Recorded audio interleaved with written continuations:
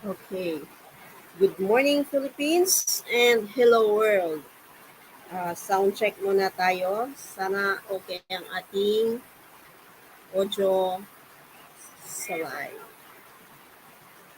Okay. Okay, sana hindi tayo, hindi sasabay yung ating signal at magtuloy-tuloy po ang ating reading ng ating Republic Act 11332. Okay. This morning, gusto ko lang po basahin yung full content ng ating Republic Act 11332. Dito po nababatay ang batas regarding sa pagpapatupad or sa pagre-report nila, lalo na sa mga tinatawag nilang notifiable diseases. Kagaya po nito si BIDCO at parating pa mga HIV, AIDS o ano pang mga pandemic na idideklara nila in the future. So dapat po alam po natin ano ang nilalaman ng batas na ito dahil sa kabila ng batas na ito, marami po silang pinalalabas na batas na which is kabaligtaran po sa mga nagawang batas ng ating Congress o ng ating legislative branch. So this morning, ay hayaan nyo akong mag-share ng aking screen. Dito nakalagay yung ating babasahin. Sana mabasa ko ito at na hindi sasablay ang ating signal. Okay. Ang pagkukuhaan po natin is dito po sa my website ng Lowfeel. Kahit saan po, kahit sang site po, mababasa niyo po ito at makikita niyo po itong Republic Act 11332. Okay. Republic Act of the Philippines, Congress of the Philippines, Metro Manila, 17th Congress, the 3rd regular session. Began and held in Metro Manila on Monday, the 23rd day of July, 2018. So, 2018 po ito ginawa. Republic Act 11332. An act providing policies and prescribing procedures on surveillance and response to notifiable diseases, epidemics, and health events of public health concern, and appropriating funds therefore, repealing for the purpose Act numbered, be it enacted by the Senate and House of Representatives of the Philippines Congress assembled. Section 1. Short title, this act shall be known as Mandatory Reporting of Notifiable Diseases and Health Events of Public Health Concern Act. Section 2, Declaration of Policy. It is hereby declared the policy of the state to protect and promote the right to health of the people and instill health consciousness among them. It shall endeavor to protect the people from public health threats through the efficient and effective diseases surveillance of notifiable diseases, including emerging and re-emerging infectious diseases, diseases for elimination and eradication epidemics and health events, including chemical, radionuclear, and environmental agents of public health concern, and provide an effective response system in compliance with the 2005 International Health Regulations, or IHR, of the World Health Organization. The state recognizes epidemics and other public health emergencies as threats to public health and national security which can undermine the social, economic, and political functions of the state. The state also recognizes diseases surveillance and response systems of the Department of Health and its local counterpart as the first line of defense to epidemics and health events of public health concern that pose risk to public health and security. Section 3, Definition of Terms, used in this act. Diseases refers to an illness due to a specific toxic substance, occupational exposure, or infectious agent, which affects a susceptible individual either directly or indirectly as from an infected animal or person, or indirectly through an intermediate host, vector, or the environment. Letter B, disease control. Refers to the reduction of disease incidence, prevalence, morbidity, or mortality to a locally acceptable level as a result of deliberate efforts and continued intervention measures to maintain the reduction.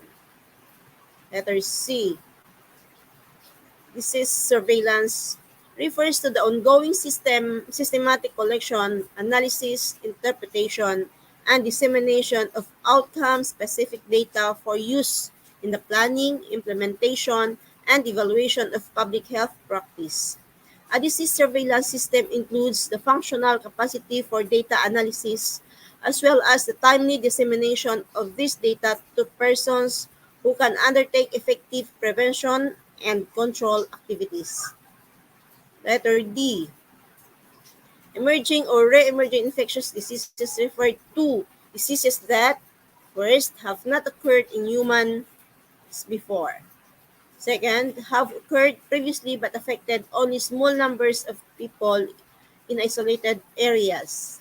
Third, have occurred throughout human history but have only recently been recognized as a distant disease due to an infectious agent. Fourth, are caused by previously undetected or unknown infectious agents, are used to mutant or resistant strains of our causative organism. And six, once were major health problems in the country and then declined dramatically but are again becoming health problems for a significant proportion of the population. Letter E. Epidemic or outbreak refers to an occurrence of more cases of diseases than normally expected within a specific place or group of people over a given period of time. Letter F. Epidemiologic investigation refers to an injury to the incidence, prevalence, extent, source, mode of transmission, causation of, and other information pertinent to a disease occurrence. Letter G. Health event of public health concern refers to either a public health emergency or public health threat due to biological, chemical, radionuclear, and environmental agents. Letter H. Infectious diseases. Infectious disease refers to a clinically manifested disease of humans or animals resulting from an infection. Letter I. Mandatory reporting refers to the obligatory reporting of a condition to local or state health authorities as required for notifiable diseases, epidemics, or public health event or public health concern. Letter J. Notifiable disease refers to a disease that, by legal requirements, must be reported to the public health authorities. Letter K. Public Health Authority refers to the DOH, especially the Epidemiology Bureau, Disease Prevention and Control Bureau, Bureau of Quarantine and Health, International Health Surveillance, Health Emergency Management Bureau, Food and Drug Administration, government hospitals, Research Institute of Tropical Medicine, and other national reference laboratories, and DOH regional offices. The local health office or provincial city or municipality or any person directly authorized to act on behalf of the DOH or the local health office.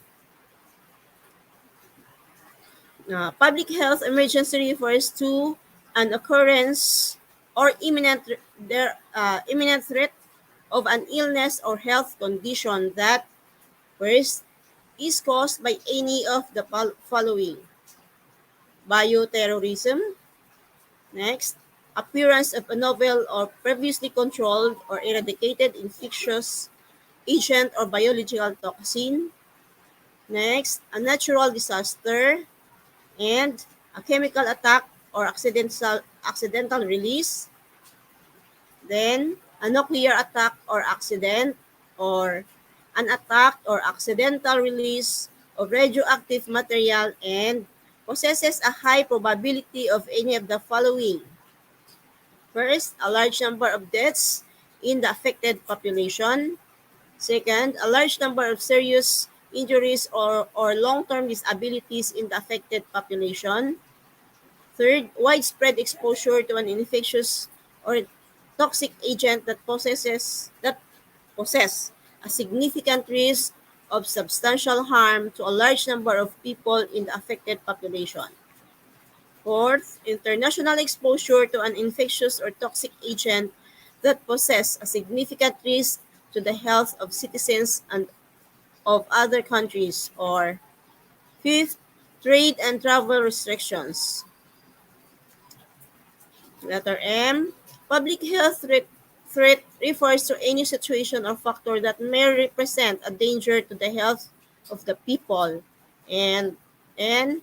Response refers to the implementation of specific activities to control further spread of infection, outbreaks, or epidemics, and prevent reoccurrence.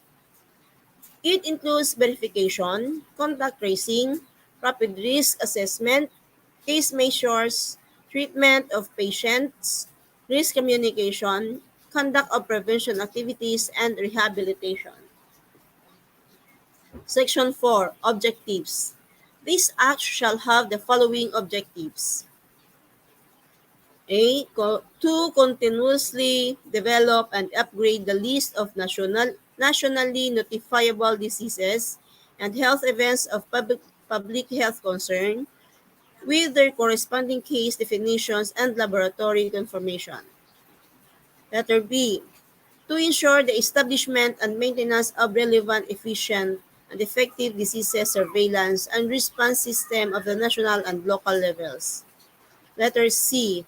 To expand collaborations beyond traditional public health partners to include others who may be involved in the disease surveillance and response, such as agricultural agencies, veterinarians, environmental agencies, law enforcement entities, and transportation and communication agencies, among others, to provide accurate and timely health information about notifiable diseases and health-related events and conditions to citizens and health providers as an integral part of response to public health emergencies.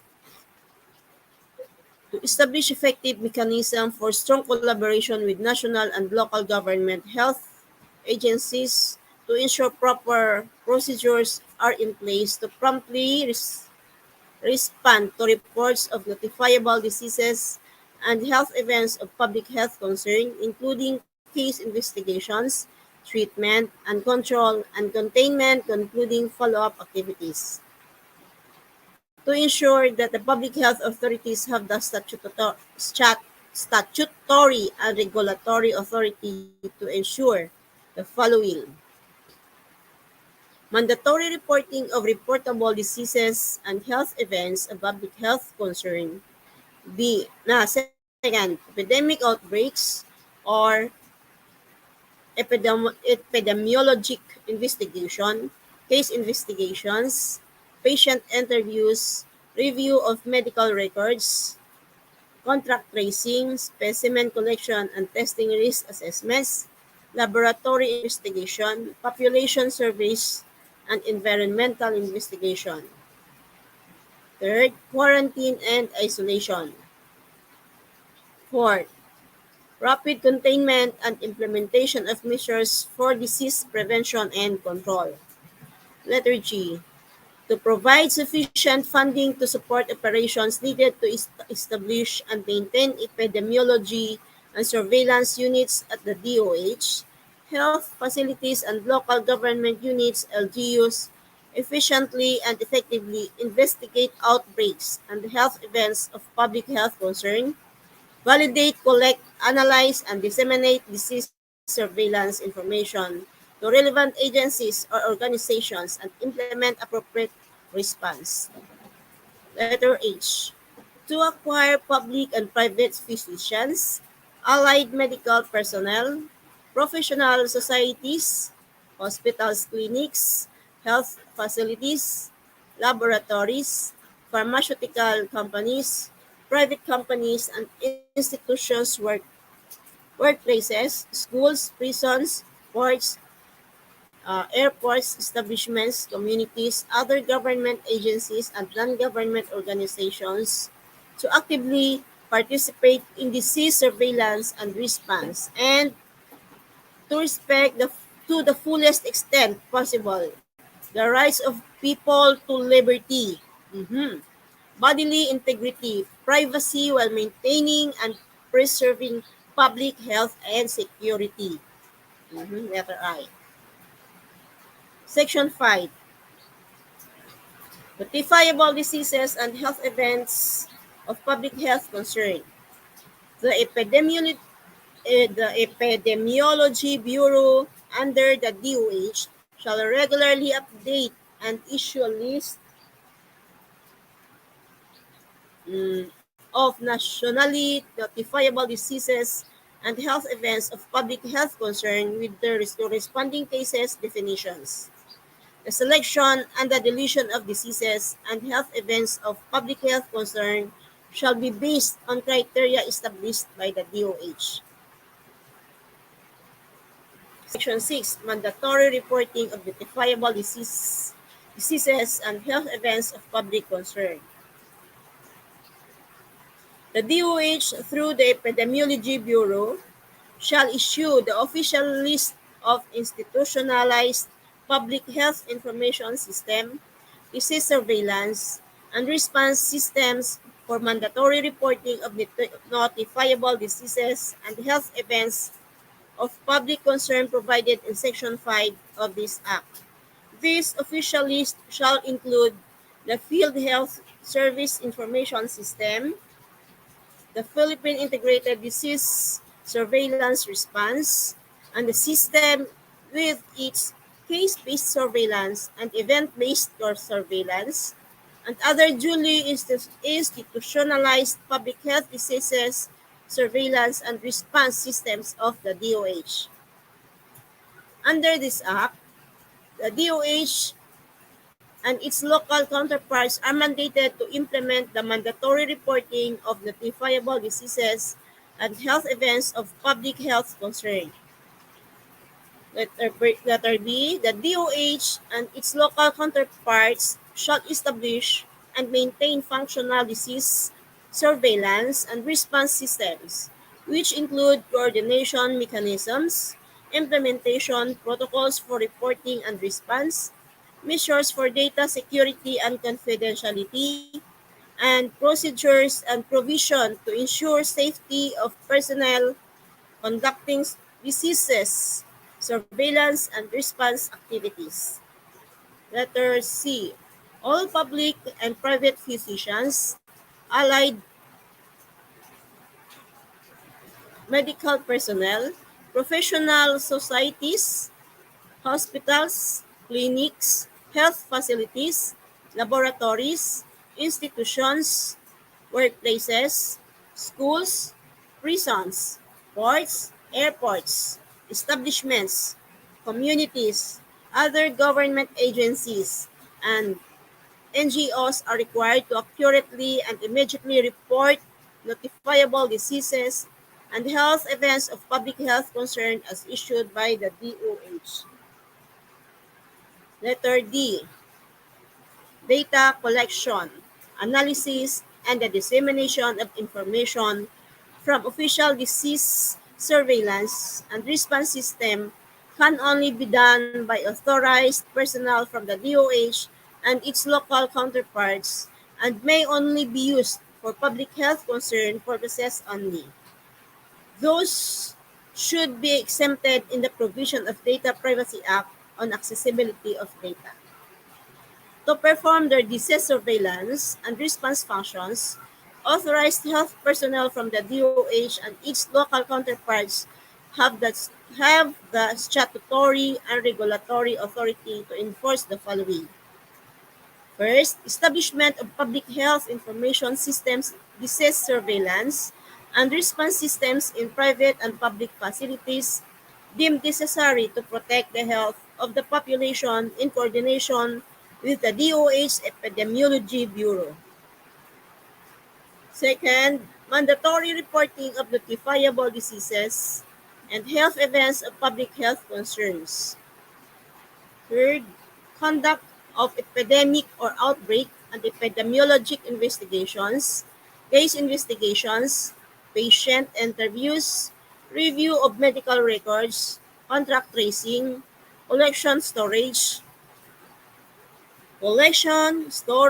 transport, and testing of samples and specimen, risk assessments, laboratory investigation, population surveys, and environmental investigation. Fourth, rapid containment, quarantine and isolation, disease prevention and control measures, and product recall. Fifth, response activities for events of public health concern. F. The DOH and its local counterparts shall ensure that all surveillance and response officers have adequate capacity for mandatory reporting of notifiable diseases, risk assessment, epidemiology, disease surveillance, and response to epidemics and health events of public health concern. Each shall also ensure that the safety and protection of all personnel directly involved in surveillance and response activities are upheld. And G. All personnel of DOH and its local counterparts and all other individuals or entities involved in conducting disease surveillance and response activities shall respect to the fullest extent possible the rights of the people to liberty, bodily integrity, and privacy while maintaining the preserving public health and security. Section 7. Nasa letter G ng Section 6 yun. Section 7.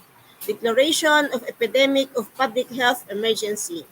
The Secretary of Health shall have the authority to declare epidemics of national or international concerns except when the same threatens national security, in which case the President of the Republic of the Philippines shall declare a state of public health emergency and mobilize governmental and non-governmental agencies to respond to the threat.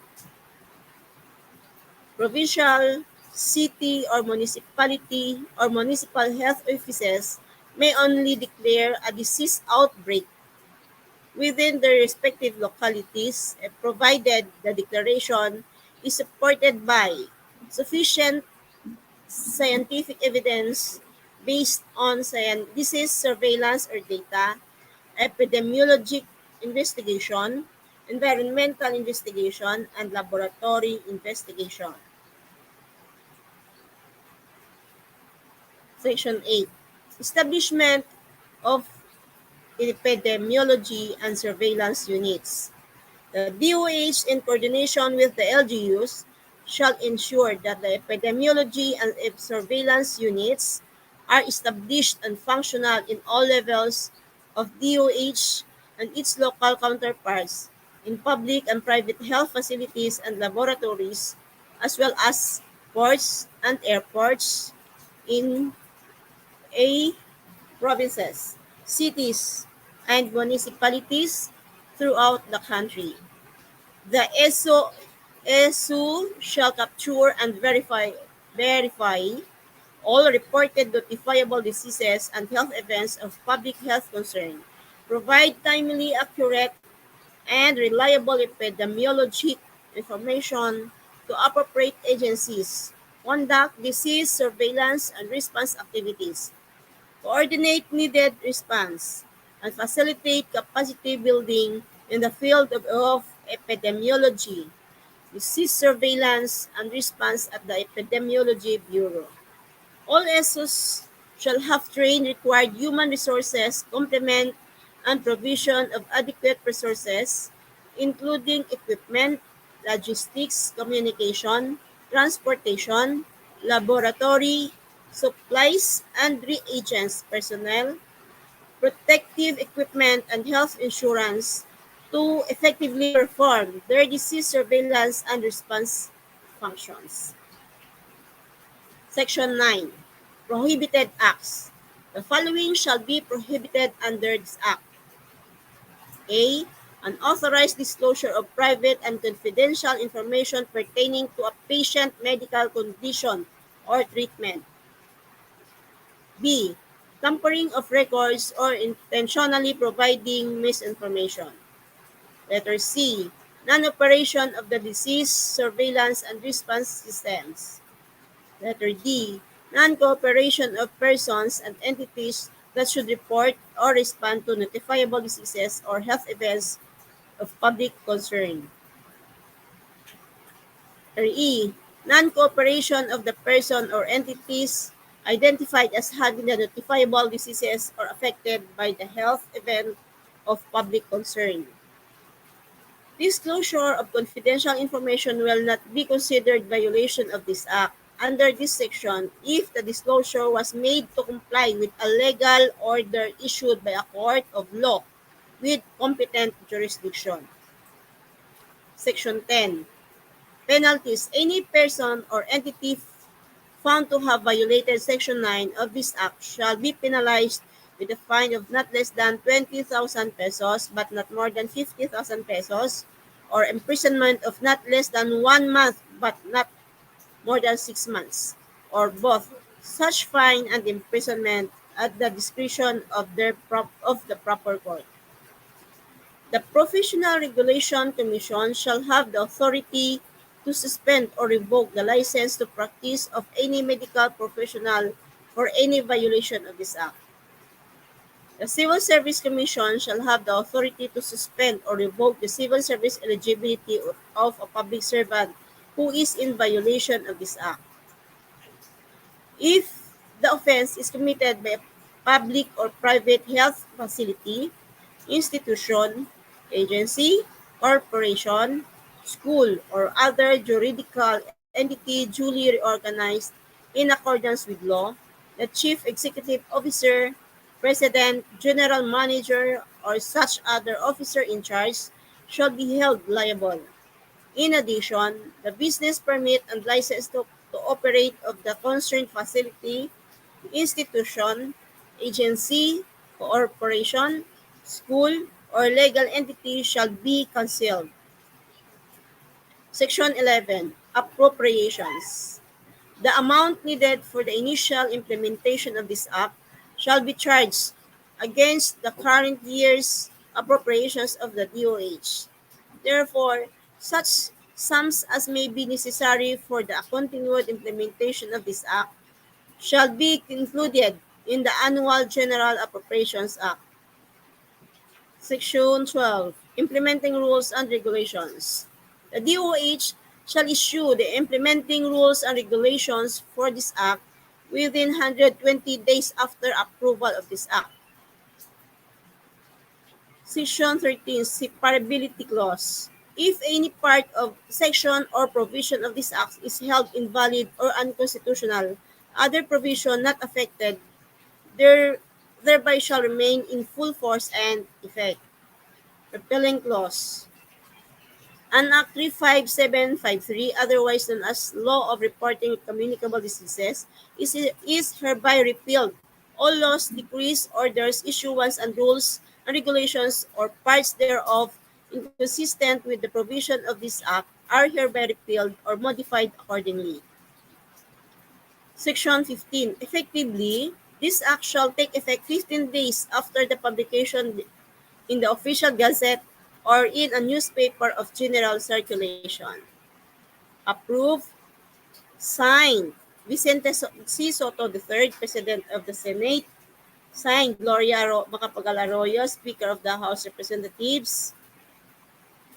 This Act was passed by the Senate of the Philippines as Senate Bill number 2186 on February 4, 2019. And adopted by the House of Representatives as an amendment to House Bill number 7134 and on February 8, 2019. Signed, Myra Marie Villarica, Secretary of the Senate. Signed, Dante Roberto Maling, Acting Secretary General, House of the Representatives. Signed, Rodrigo Roa Duterte, President of the Philippines. Approved, April 26, 2019. So ito po yung latest na batas regarding sa surveillance ng notifiable diseases or reporting of uh, notifiable diseases. Ito po yung ating batas na pwede nating sundan. Lalo na dun sa ini-implement nilang mga protocols. So, wala po ritong mga nakalagay na mandatory or whatever. So, nakalagay pa rin dito with the full uh, respect of human rights. So, sana may natutunan kayo rito sa ating